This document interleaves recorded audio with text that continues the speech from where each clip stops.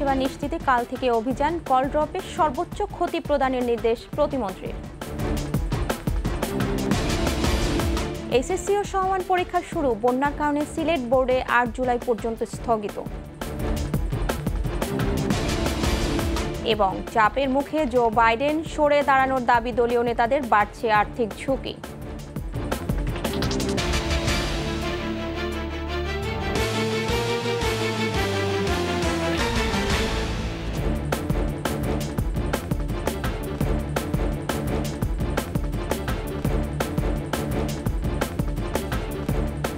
শুনছিলেন first securities live and PLC সংবাদ শিরোনাম।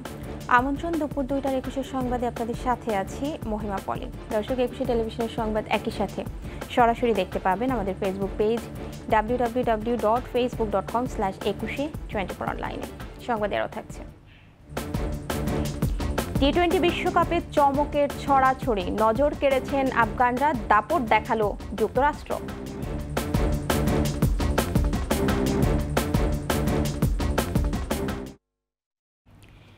জুলাই ১ তারিখের মধ্যে গ্রাহক পর্যায়ে টেলি সেবা সন্তোষজনক করতে না পারলে মোবাইল অপারেটরদের বিরুদ্ধে কঠোর অবস্থানের ঘোষণা দিয়েছেন ডাক, টেলিযোগাযোগ ও তথ্য প্রযুক্তি প্রতিমন্ত্রী জুনায়েদ আহমেদ পলক। একই সাথে কল ড্রপের কারণে সর্বোচ্চ ক্ষতিপূরণ প্রদানেরও নির্দেশ দিয়েছেন তিনি। আদিত্য মামুনের রিপোর্ট।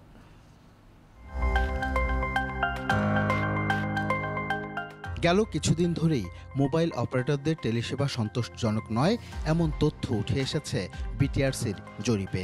ইন্টারনেটের গতি কম, কল ড্রপ এবং নেটওয়ার্কিং নিয়ে চরম অসন্তোষে গ্রাহকরা। এসবের সুরাহা কল্পে সব মোবাইল অপারেটরদের সাথে প্রতিমন্ত্রীর এই বৈঠক। কিছু টার্গেট আমরা সেট করব। বৈঠকে কোনো আপোষ নয়, বরং সময় বেঁধে আলটিমেটাম দিয়েছে মন্ত্রণালয়। পাবলিক প্রাইভেট মিডিয়া পার্টনারশিপের মাধ্যমে টেলিকম এস্টাবলিশমেন্ট গড়ে তোলারও তাগাদা দেন জুনায়েদ আহমেদ পলক।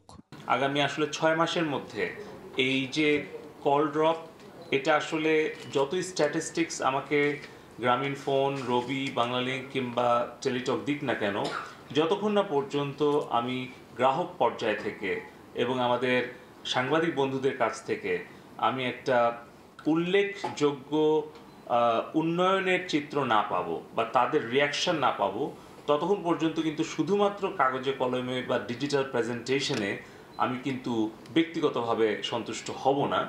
গ্রাহককে সর্বোচ্চ প্রাধান্য দিয়ে কল ড্রপের আর্থিক ক্ষতি জরিমানা স্বরূপ প্রদানেরও নির্দেশ দিয়েছেন তিনি। সেই সাথে আগামীকাল থেকে অ্যাকশনে যাবারও হুঁশিয়ারি দেন প্রতিমন্ত্রী। কল ড্রপের জন্য গ্রাহকের যে ক্ষতিপূরণ দেওয়ার কথা, সেটা আমরা আরো কঠোরভাবে প্রয়োগ করতে যাব। জুলাইয়ের ১ তারিখ থেকেই আমরা কিন্তু অ্যাকশনে যাব। আমরা শহর বা গ্রাম যেখানেই হোক, আমরা মিডিয়া যেগুলোই নিউজ পাবো সেগুলো আমরা আসলে কনসিডারেশনে নেব এবং সেখানে আমরা ড্রাইভ দেব। এখন থেকে নিয়মিত সকল মোবাইল অপারেটরকে অডিটের আওতায় আনার নির্দেশ দেন তিনি। একটা সিস্টেম ডেভেলপ করলে তাহলে কিন্তু সেটা একটা স্বচ্ছতা, জবাবদিহিতা নিশ্চিত করা যায়। তো এই ফাইন্যান্সিয়াল অডিটের পাশাপাশি আমরা খুব জোর নজর দেব টেকনিক্যাল অডিটের জন্য। স্মার্ট বাংলাদেশ গড়তে প্রয়োজনে নেটওয়ার্ক টাওয়ার বৃদ্ধি ও ব্যবস্থাপনায় সরকার সহায়তা দেবে বলেও জানান প্রতিমন্ত্রী। আপনাদের যথাযথ সাপোর্ট দিতে চাই। আদিত্য মামুন, ২১ টেলিভিশন, ঢাকা। বিরূপ আবহাওয়ার মধ্যে শুরু হয়েছে এইচএসসি ও সমমানের পরীক্ষা। প্রথম দিন অনুষ্ঠিত হয়েছে বাংলা প্রথম পত্রের পরীক্ষা। সকালে বৃষ্টির কারণে সন্তানদের কেন্দ্রে পৌঁছাতে যানবাহন ও যানজটের সংকটে পড়েন অভিভাবকরা। বৃষ্টির কারণে কেউ কেউ সময় মতো কেন্দ্রে পৌঁছাতে পারেনি, তবে প্রস্তুতি অনুযায়ী ভালো পরীক্ষা দিতে পারায় খুশি পরীক্ষার্থীরা। বন্যা পরিস্থিতির কারণে সিলেট বাদে 10টি শিক্ষা বোর্ডে এবার পরীক্ষায় অংশ নিচ্ছে 13,68,373 জন।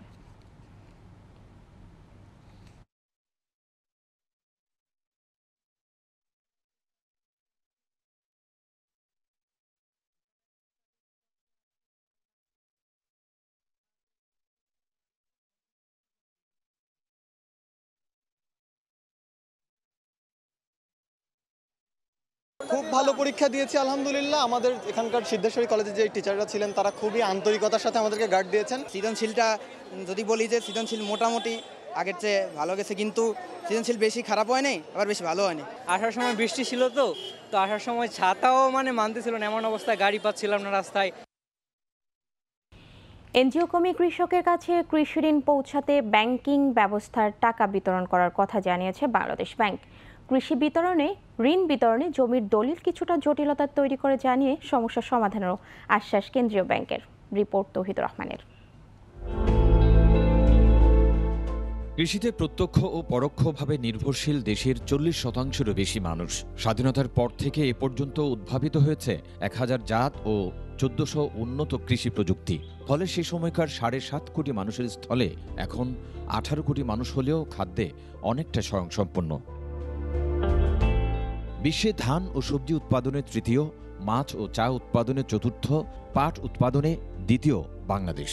আলু, পেয়ারা সহ সামগ্রিকভাবে কৃষি উৎপাদন বেড়ে যাওয়ায় সহজে খাদ্যপণ্য পাচ্ছে মানুষ। আর সরকার তথা বাংলাদেশ ব্যাংকের ঋণ সহায়তা এসব পণ্য উৎপাদনে ইতিবাচক ভূমিকা রাখছে। বাংলাদেশ ব্যাংক বলছেন, এবছর পল্লী এবং কৃষি খাতে ঋণের লক্ষ্যমাত্রা 35,000 কোটি টাকা। এই পর্যন্ত আমাদের বিতরণ হয়েছে এই খাতে 33,296 কোটি টাকা, যেটা অলমোস্ট লক্ষ্যমাত্রা 95.13%। আমরা আশা করছি যে আরও এই তথ্যটা আপনাকে আমি দিচ্ছি মে মাস পর্যন্ত। আমরা আশা করি এই জুন মাসের মধ্যে হয়তো অবশিষ্ট লক্ষ্যমাত্রাটা অর্জন করা সম্ভব হবে। ঋণের 45% ফসল, 25% প্রাণী সম্পদ এবং পোলট্রি খাতে 15% বরাদ্দ রাখা হয়েছে। এই খাতে যে ঋণগুলো যায় এটা আসলে বিভিন্ন পল্লী এবং কৃষি ঋণের, সেটা বিভিন্ন ধরনের ঋণে দেওয়া হয়। এর মধ্যে মূলত 45%ই যায় ফসল উৎপাদনের জন্য। আমরা কিন্তু গত বছরও কৃষি ঋণের যে লক্ষ্যমাত্রা ছিল তার পুরো লক্ষ্যমাত্রাটাই অর্জন করেছে এবং সেটা দেওয়া হচ্ছে। ঋণ বিতরণে জমির দলিল কিছুটা জটিলতা তৈরি করে জানিয়ে সমস্যা সমাধানের আশ্বাস কেন্দ্রীয় ব্যাংকের। তো সেই জায়গাটায় হয়তো কিছুটা ব্যারিয়ার থাকতে পারে। ক্রিয়াগত দিক থেকে কিন্তু এটাকে অনেক সহজ করার একটা কার্যক্রম কিন্তু আমাদের আছে। তৌহিদুর রহমান, 21 টেলিভিশন, ঢাকা। গোখাদ্যের উৎপাদন কমে যাওয়ায় পদ্মার চরে আশঙ্কাজনক হারে কমেছে মহিষসহ গবাদি পশু পালন। এজন্য দায়ী চরের খাস জমি জবরদখল, ভরাট ও অবৈধ বালু উত্তোলন। অন্যদিকে নানা প্রতিকূলতায় চলন বিলেও চড়াতে না পেরে কমেছে মহিষ পালন। এ অবস্থায় সহজ শর্তে চরের খাস জমি লিজ দেওয়ার দাবি নাটোরের গবাদি পশু পালনকারীদের। প্রতিনিধি নবীর রহমান পিপলুর তথ্যচিত্র আরও জানাচ্ছেন সমর ইসলাম। একসময় পদ্মা বিধৌত নাটোরের লালপুরের বিলমারিয়া, নওশারা, সুলতানপুর, দিয়ার শঙ্করপুর চর এলাকায় গবাদি পশুর প্রাকৃতিক খাবারের কোনো অভাব ছিল না। তাই চরগুলোতে প্রচুর মহিষ পালন হতো। নদী তীরবর্তী বিলমারিয়া বাজারে গড়ে ওঠে কয়েকটি ঘি তৈরির কারখানা। দিনে দিনে বিস্তীর্ণ চরের খাস জমিতে নজর পড়ে প্রভাবশালীদের। জবরদখল করে নিয়মনীতির তোয়াক্কা ছাড়াই খনন ও ভরাট হচ্ছে ইচ্ছে মতো। এতে কমেছে গোচারণ ভূমি। বিপাকে পড়েছেন পশুপালনকারীরা। জায়গা জমি সব ঘাস মাছ সব যার যার মতন শেষে দখল করে আবাদি করে খাচ্ছে। প্রায় 700 বিঘির উপরে এসে আলেক্স রেকর্ডের সম্পত্তি আছে, কিন্তু এরা হলো এখন বর্তমানে ভূমিদস্যুদের কবলে। তাহলে খাস জমি তো খালিস্তে দখল করি, আমরা কোথায় যাবো তাহলে? ভূমিদস্যু এবং বিভিন্ন ওই ভরাট কাটার মাধ্যমে ফসলি এবং গরু খাদ্য জমির সংকট দেখা দিছে। গরু মহিষের যদি তারা খাদ্য যে সংকট, এই সংকট থেকে উত্তরণ হতে পারে, তাহলে এই অঞ্চলের মানুষের আমিষের যে চাহিদা সেটা পূরণ হবে। মহিষ হারিয়ে যাওয়া সহ চলন বিলেও পশুপালন কমেছে আশঙ্কাজনক হারে। এর ফলে কমছে ঘি সহ দুগ্ধজাত পণ্য উৎপাদন। আমাদের শহরে যে দুধ উৎপাদন হচ্ছে সে দুধ আমাদের হচ্ছে না। প্রচুর মহিষ গরু ছিল, দুধ উৎপাদন ভালো হতো। এখন আপাতত মহিষ গরু বাইরে গেছে, দুধ উৎপাদনটা একটু কম হচ্ছে। সংকট নিরসনে খামারিদের উন্নত জাতের ঘাস চাষ সহ নানা পরামর্শ কৃষি বিভাগের। বিভিন্ন উন্নত জাতের ঘাস চাষে উদ্বুদ্ধ করতেছি, প্লাস সুষম খাদ্য সম্বন্ধে তার ধারণা দিতেছি, যার কারণে কিছু সংখ্যক খামারি মহিষ উৎপাদন কমিয়ে দিলেও অন্যান্য খামারিরা উদ্বুদ্ধ হয়ে তারা পুনরায় মহিষ পালনে আগ্রহী হয়ে উঠেছে। প্রাণী সম্পদ বিভাগের তথ্য বলছে, লালপুরের বিলমারিয়া ইউনিয়নে বর্তমানে 5,508টি মহিষ, 16,374টি গরু এবং 2,868টি ভেড়া পালন করা হচ্ছে। মহিষ পালনের ঐতিহ্য ধরে রাখতে ঘাস উৎপাদনের জন্য প্রকৃত পশুপালনকারীদের মাঝে সহজ শর্তে খাস জমি ইজারা দেওয়ার দাবি স্থানীয়দের। সমর ইসলাম, 21 টেলিভিশন।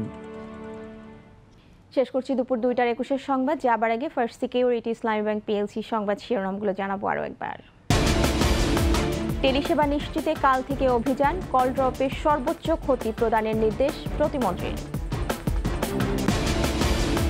এইচএসসি ও সমমান পরীক্ষা শুরু, বন্যার কারণে সিলেট বোর্ডে 8 জুলাই পর্যন্ত স্থগিত। এবং চাপের মুখে জো বাইডেন, সরে দাঁড়ানোর দাবি দলীয় নেতাদের, বাড়ছে আর্থিক ঝুঁকি।